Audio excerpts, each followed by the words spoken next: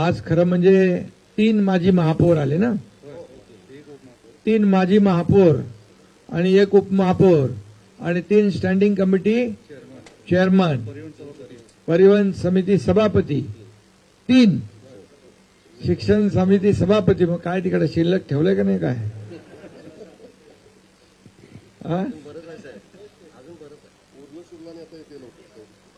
खरं म्हणजे आज कोल्हापुरातला सगळ्यात मोठा शिवसेना प्रवेश आज इथं होतोय. 25 नगरसेवक आणि अनेक पदाधिकारी. आज हा ऐतिहासिक खऱ्या अर्थाने प्रवेश सोहळा आहे आणि म्हणून तुमचं सगळ्यांचं मी शिवसेनेमध्ये मनापासून स्वागत करतो, मनापासून आपलं अभिनंदन करतो. आजच्या या प्रवेश सोहळ्याला आपले आरोग्यमंत्री प्रकाश आंबेडकर आहेत, राजेश आपले क्षीरसागर आहेत, जयश्रीताई जाधव आहेत, नाना कदम आहेत आणि बाकी सगळेची नावं घेतली आहेत मी. सुनील कदम आहेत, माझे महापौर. आणि म्हणून या सर्व आणि अनेक पदाधिकारी या ठिकाणी आज शिवसेनेमध्ये प्रवेश करतायत. शारंगधरजींनी सांगितलं की शिवसेनेमध्ये दिलेला शब्द पाळतो, एकदा शब्द दिला की माघारी नाही. आणि म्हणून यावेळेस आपल्याला गेल्या 2.5 वर्षामध्ये आपण केलेलं काम महायुतीने, त्या कामाची पोचपावती या झालेल्या 6 महिन्यापूर्वीच्या निवडणुकीमध्ये या महाराष्ट्रातल्या जनतेने दिली. आणि आतापर्यंतच्या इतिहासात कधीच एवढा मोठा विजय मिळाला नव्हता. 232 आमदार महायुतीचे निवडून आले. लाडके बहीण योजना तर सगळ्यांचा विरोधकांचा सुपडा साफ करून टाकला. विरोधकांना विरोधी पक्ष नेता होईल एवढे संख्याबळ ठेवलं नाही. अनेक योजना आपण केल्या. लेक लाडकी लखपती केली, शेतकरी सन्मान योजना केली, ते ज्येष्ठांसाठी वयश्री योजना केली, युवकांसाठी आपले युवक प्रशिक्षण योजना केली. किती योजना केल्या, मला वाटतं आपल्याला वेळ पुरणार नाही. आणि एवढी विकास कामं आपण केली. त्यामुळे एकीकडे विकासाला चालना दिली आणि दुसरीकडे लोकाभिमुख कल्याणकारी योजना आपण राबवल्या. आपण सर्वसामान्यांचं सरकार म्हणतो, सर्वसामान्यांचं सरकार. आणि म्हणून मग सर्वसामान्य लोकांच्या आयुष्यामध्ये चांगले दिवस आले पाहिजे. आम्ही काय सोन्याचा चमचा घेऊन जन्माला आलो नाही, परंतु सर्वसामान्य जनतेच्या जीवनामध्ये मात्र सोन्यासारखे दिवस आणण्यासाठी आम्ही प्रयत्न करतोय. आणि गेल्या 2.5 वर्षात आणि आताही जे काम वेगाने सुरू आहे या महाराष्ट्राला पुढे नेण्याचं, खऱ्या अर्थाने आज मला समाधान आनंदही आहे की या कामाची पोचपावती या महाराष्ट्रातल्या जनतेने दिली आणि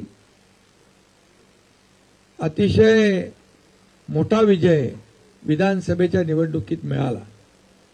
लोकसभेच्या निवडणुकीचा निकाल आपण पाहिला होता, परंतु लोकसभेच्या निवडणुकीनंतर अगदी 360 डिग्री वातावरण बदलून टाकलं आणि 232 आमदार निवडून आले.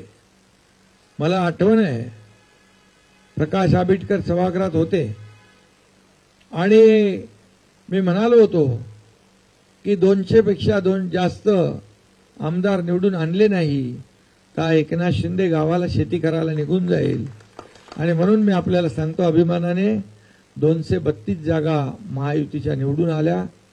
आज राज्य पुढे जात आहे. तुमच्यासारखे सर्व लोक, अनेक लोक राज्यभरातून, जिल्ह्यातून, तालुक्यातून या ठिकाणी शिवसेनेमध्ये येत आहेत, एक विश्वास दाखवत आहेत. आणि खऱ्या अर्थाने आपल्यालाही माहीत आहे की हे काम करणारे लोक आहोत. आम्ही घरात बसणारे लोक नाही, तर रस्त्यावर उतरून लोकांशी संवाद साधणारे, लोकांच्या सुखदुःखामध्ये धावून जाणारे. तुम्ही इरशाळवाडीची आठवण इथं केली. इरशाळवाडी असेल किंवा माझं आणि कोल्हापूरचं एक वेगळं नातं आहे. कोल्हापूरचा पूर असेल, कोविड असेल, आणि त्यावेळेस मला आठवत आहे की एवढ्या मोठ्या पाण्यामध्ये आपण लोकांना तुम्ही सगळ्यांनी मदत केली. त्यामध्ये मी देखील एक छोटासा वाटा त्या ठिकाणी उचलला. आणि तेव्हा मी आरोग्यमंत्री होतो. आणि त्या भागातले लोक किती प्रेमळ आहेत. आणि एकदा शब्द दिला की शब्द दिला की दिला. आणि माझंही तसंच आहे की एकदा शब्द दिला की शब्द दिला. कमिटमेंट म्हणजे कमिटमेंट. बाळासाहेबांनी देखील आम्हाला तेच शिकवलंय, आनंद दिघे साहेबांनी तेच शिकवलंय. शब्द देताना 10 वेळा नाही 100दा विचार करा, पण एकदा शब्द दिल्यानंतर तो शब्द पूर्ण करणं ही आमची जबाबदारी आहे. आणि खऱ्या अर्थाने ती पत्तर की लकीर म्हणतो आपण, काळ्या दगडावरची भगवी रेख, याप्रमाणे आम्ही काम केलं.